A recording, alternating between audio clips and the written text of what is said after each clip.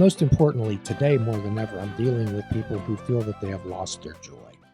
I'm Mhm. feeling with dealing with people who feel so stuck and so disconnected, and uh, perhaps they search through meaning or buffering through drugs, alcohol, whatever the situation may be.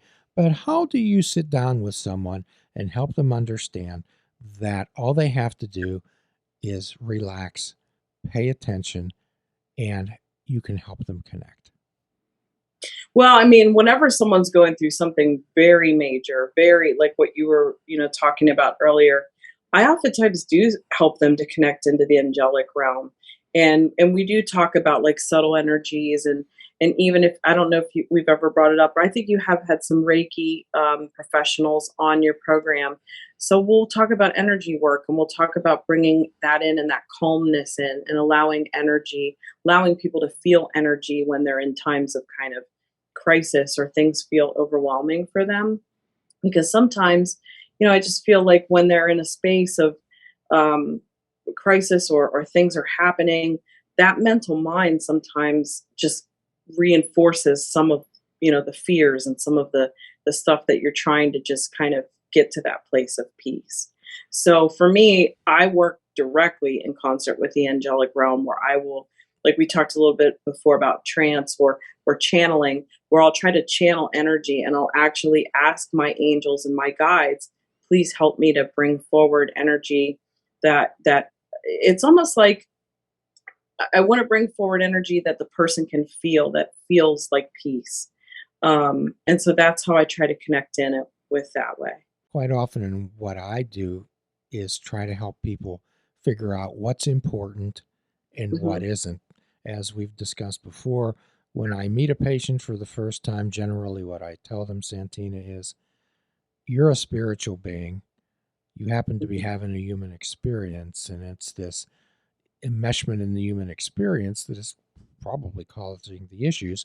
And I try to help them understand that life's absurd, and that Yeah. and when I tell them that when they've grasped all three of those concepts, our work will be done.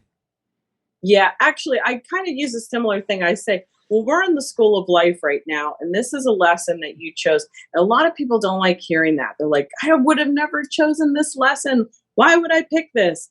And I always say, well, it looked really good on the brochure. And, I kind of feel like What when, a great description. yeah, I feel like when we're coming in, I really do believe that when we're deciding to come in and be incarnated into this lifetime, we kind of go, yeah, you know what, addiction, I'm going to conquer that in this lifetime. Abuse, yeah, I think I can handle that too. Let me think. Cheating, sure, I got it. I know I can totally overcome that because we're in this spiritual plane where we're feeling, connected to universal love and all this stuff, and we feel like I know I can do it. And then we get down here and we're like, what was I thinking? Why did I choose this? Why would anybody want this in their life? And then what I say is to people, you have free will. You don't have to choose to go through this if you don't want to, you know? And let's be honest with yourself. A lot of the situations you can choose to move away from and detach from, or you can seek others who can help you get out of situations that you no longer want to be in. There's always, I feel like to me, we come into this world and we have this feeling of separateness, and that's what's happening in the world right now. This is the energy of the times is we're all feeling divided, we're all feeling separate, we're all on edge about do your beliefs line up with my beliefs, or are we going to be able to connect? And at the end of the day, we're all human beings. We're all here on this planet. We're all experiencing this together. And I think we all want the best outcome. We all want to be seen. We want to see each other. We want to have a connection of love because to me, love and compassion are the opposites of anger and fear. So the more that we can vibrate in the frequency of I see you, I appreciate you, I respect you. I might not agree with what you're saying or what you're believing, but I see you, I respect you, and I appreciate you. That's not happening. And I just feel like that's what we need to make happen. That's how we get out of this. It's almost like we're stuck in like some kind of spin cycle and we need to get to the rinse so we can be done. I like And I that a just lot. feel like this is how we get out of this cycle is we just start to see each other, respect each other, appreciate each other. We don't have to be aligned on everything. I mean, like you said before, there's duality in this world. We're meant to be different. Everyone brings a uniqueness. Everybody brings a different perspective. And we just all want to succeed, thrive, and to me, I think we all really need to start unifying to, I talked about Mother Earth before. I just have this feeling like we need to start putting our attention to her. I mean, we first need to unify together and understand and respect each other's individuality, and then we need to unify to really start to heal this planet, because it just feels like stuff's changing. Like, I don't know if I've told you this before, but I'm a scuba diver, and I have been doing this for almost 20 years, and just seeing the devastation under the ocean, and the coral reefs have changed. There's less life. There's just things are going extinct. And I hate to say it, but I feel that some of the stuff that we're experiencing as human beings with this pandemic right now, if we were another species looking at this, we would be saying this is like a mass die off or a mass extinction. So we're all in this together. We're a human being species, and I just feel we need to take care of each other, and we need to take care of the planet. And the healing starts from first acknowledging and then starting to put some things into action. So, It's ironic that you mentioned healing the planet, as the last two podcasts. mm, We have a contributor to this show. She is getting she's in her dissertation phase of her PhD in marine biology down mm, at Texas A&M University, and has spent nearly the last year gathering samples. Her dissertation's on plastics and plastic pollution, particularly in the ocean and beaches. the microplastics, yeah. Yes. Yep, it's a real thing. And I do have hope, and as somebody who's connected in with energy, um, and free will and all of this stuff, I just feel like so many of us, we can do something. We can make differences. We can change our ways. I'm trying my best to just not purchase a ton of plastic products. It's almost nearly impossible right now. Yes. But if you can choose something outside of it, like an aluminum can of water rather than a plastic bottle of water, even my laundry packaging, I'm trying to get, like, the cardboard boxes, things that can be compostable, things that can be broken down. We just have to start thinking about, what is renewing, what is renewable, what is not. Um, it's just interesting because when we talked about, I just go back to the first thing that we talked about the evolution of us as beings, from what you called us, like, primitive, in the primitive years to now. It's almost like we need to be reconnected, not just from, like, the intuition that we had in that primitive space, but in that primitive space of understanding Mother Earth gives us stuff, and we need to also give her things back, and we need to be, it's a symbiotic relationship. It's not just a take, take, take. Well, And you so it's yes. interesting because as I'm speaking to you, I'm even thinking about, even that breath work exercise that I just, described to you. It's about us taking energy in and giving energy back to the Mother Earth that we don't need, because Mother Earth needs that to regenerate, So I just kind of feel like it's all, like you said, it's all connected. We're all part of the same. And the more that you understand that there is no separateness, there is no division, we're all in this together. I think that that's how we heal. That's how we move forward. That's how the future becomes positive. That's just how I have to view it right now. Well, I deal with individuals. It's interesting that you talk about renewing and recycling, as what you're telling me about is renewing and recycling energy and spirit, life. Mhm, mhm, So I've never dealt with so many people, Santina, now that they feel so alone. They feel like they have no allies. They feel have no connections. Sometimes when I ask people a couple questions, usually when I meet them, Santina, mhm. who do you trust so much in your life that if they said fall, you'd fall without hesitation? Or if everything were taken away from you, who would be standing with you at the end? And it's heart wrenching how many people feel they have no one like that in their life. When what Mhm. you're helping people understand is there's energy and loving beings around you all the time. Absolutely. Yeah. I often say, whenever I hear people saying that they're alone, that's where I go right into mediumship mode. And I'm like, well, what about this person who's hanging out with you in spirit? What about that person? And then they're like, oh, yeah, but they're not here now. And I'm like, but they're here. You just aren't seeing them, but they're here. And I'm connecting to them. And I'm a stranger and I don't know your people, but I see them and I know that they're here for you.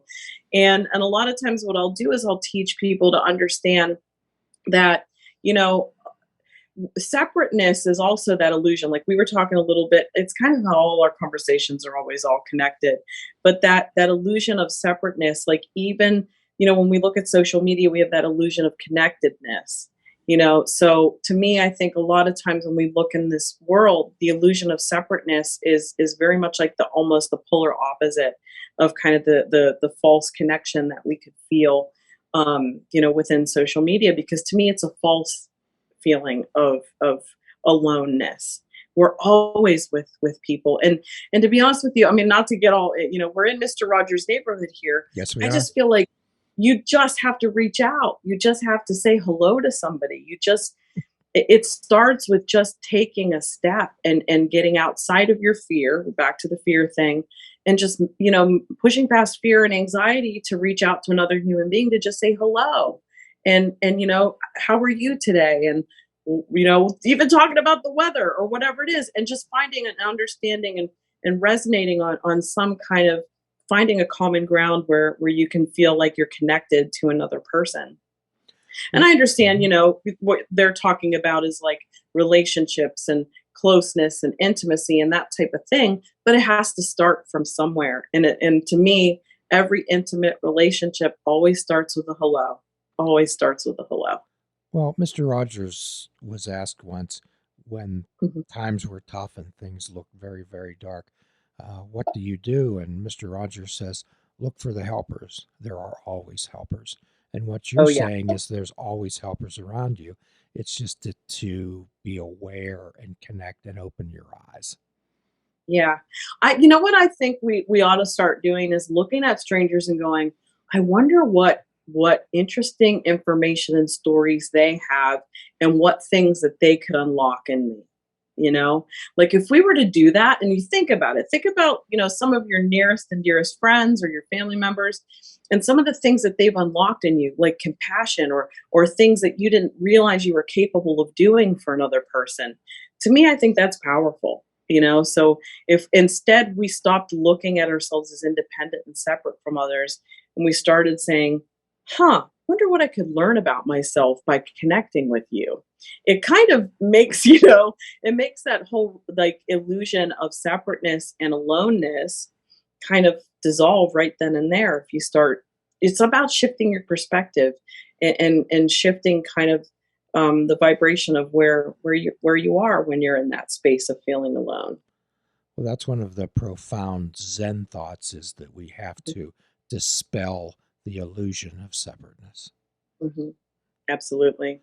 And that, I think it's funny because, you know, I agree with that completely. And one of the places where I feel like I learned that in my own spiritual journey is, I decided to go and sit and zazen in like a temple, and did a silent meditation.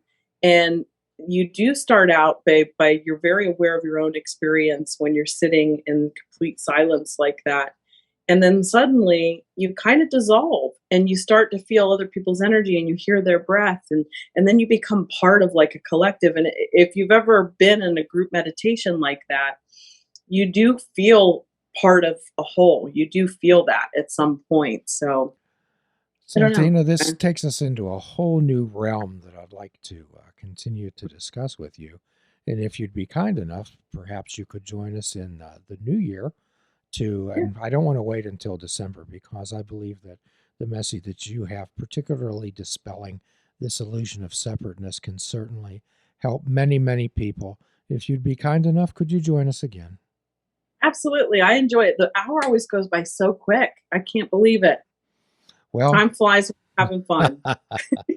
well, when you're dealing with a fascinating subject with a fascinating person who really understands what they want to say and have a real contextual knowledge about the subject. It's just amazing, and it's a pleasure for me to sit back and listen.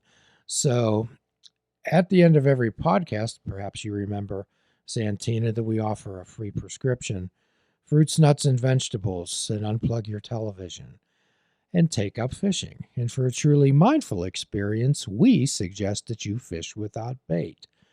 Do a kindness for yourself, do a kindness for another. Forgive yourself and forgive another. Till all are free, none are free. Namaste. Please check out our website at fishingwithoutbait.com, where you can listen to the show, comment on our discussions, and find out where you can subscribe to our podcast. If you're interested in flying the colors of Fishing Without Bait, click the shop icon on our website. We have clothing, mugs, cell phone cases, and so much more. Show the world that you fish without bait. This show is a member of the Sorgatron Media Podcast Network. Find out more at sorgatronmedia.com.